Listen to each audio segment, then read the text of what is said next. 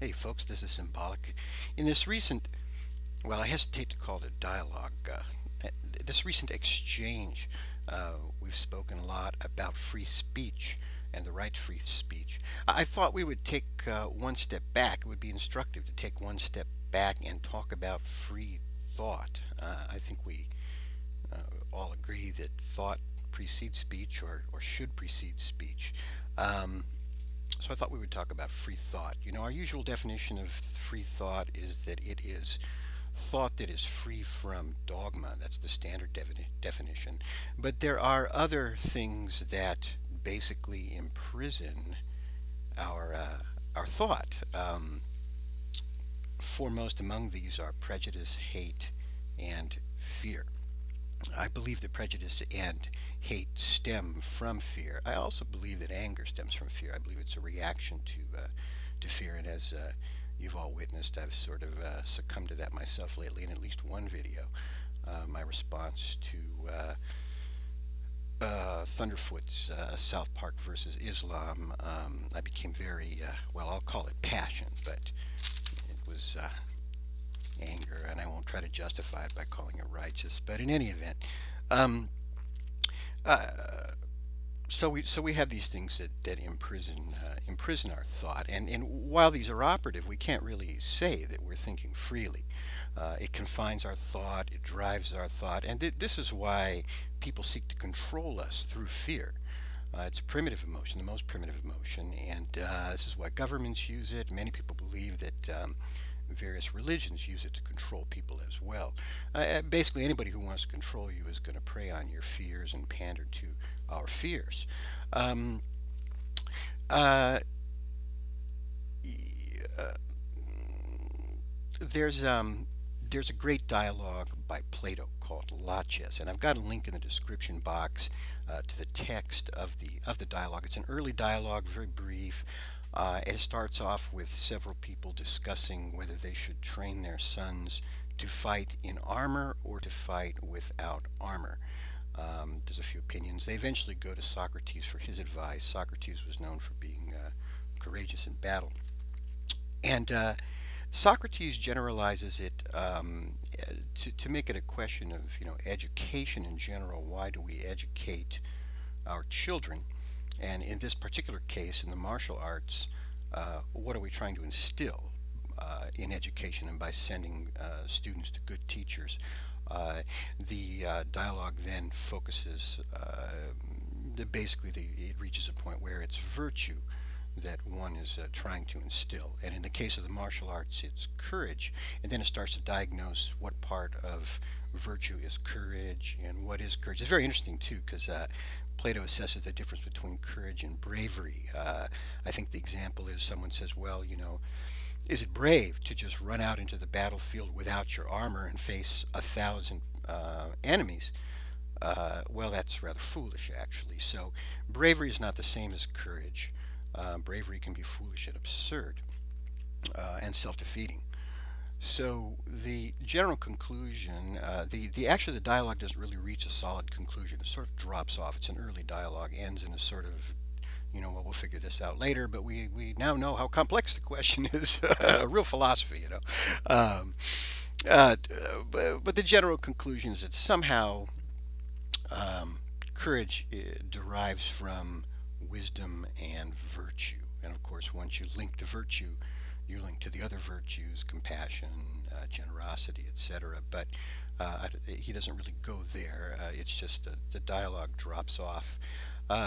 It's interesting. Anybody who's interested in it, you know, Thunderfoot, you might find this interesting too, because I know you're an educator, and the topic of the dialogue is education. Um, Anyway, back to prejudice, fear, and hatred. Prejudice, there's a wonderful quotation about prejudice from William James, and he said that a great many people think they are thinking when they're merely rearranging their prejudices. Uh, a great many people think they are thinking when they are merely rearranging their prejudices. And we can really mistake this for thought. And another way people control us is to, you know, implant prejudices instilled with fear and charged with fear into our minds, and that imprisons our thought. We're no longer thinking freely. We're no longer free thinkers when we succumb to prejudice. And as I say, this is based on fear. William James, by the way, I'll put another link in the box to the quotation, and also a link to the text of a book he wrote called um, "The Varieties of Religious Experience: A Study in Human Nature." As a fascinating survey of the various religions of his time. Very interesting. Very interesting. If you're interested in religions and what people believe and maybe why they believe them, it's a fascinating book. He was a psychologist, an early psychologist. He was before Freud, um, and so it's fascinating reading. So I've got links to both the Platonic dialogue Laches and to William James's book, the text, in the transcription box. Fascinating reading. Well worth reading. I mean, if we don't come from a religious tradition, the philosophical tradition is, I believe, important for us to acquaint ourselves with thoroughly and broadly. Well, to read broadly in general. And then psychology is just fascinating, especially when we start to talk about, religion. Why do people believe what they believe? Why do people believe? What is religion or spirituality or what have you?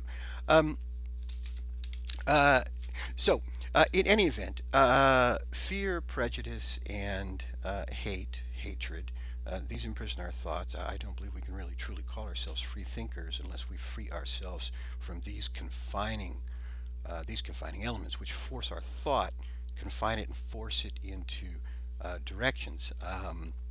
Now, the inspiration for this video is I've been reading the comments on Dawa Films, Ali's channel page, and people are leaving really ugly, prejudicial comments. And the irony of this struck me because I'm thinking, if these are a portion, some of Thunderfoot subscribers, I would expect them also to subscribe, as I do, to the concept of free thought.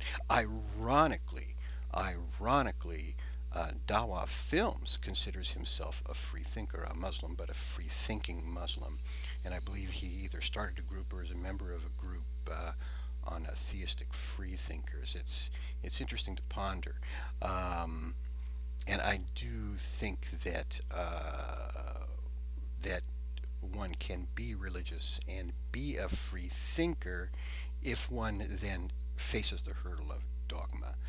But in any event, it's very ironic that, and that was probably part of what added into my thought of making this video, the fact that Dawa considers himself a free thinker, and all the people leaving prejudicial comments on his channel consider themselves free thinkers. I consider myself a free thinker, and I have no doubt that Thunderfoot too, who's an educator, probably considers himself a free thinker too. Though I've never had a dialogue with Thunderfoot. So Thunderfoot, let me know.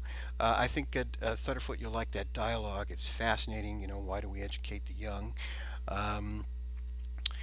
So that's the story, folks. Fear of the unknown is a common fear. I encourage everybody, if there is something that we have trepidation about or concern about, learn as much as possible about it, and learn from people who are bright and people who have rigorous minds and people who can articulate the subtleties and the depth of various things.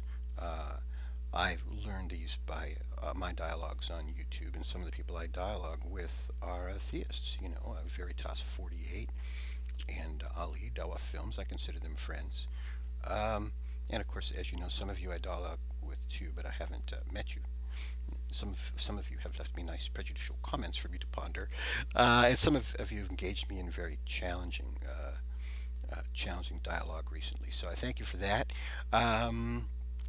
Let's keep our thinking free, our thoughts free, our minds open, and let's exercise virtue, which includes compassion. Take care, folks. Thank you.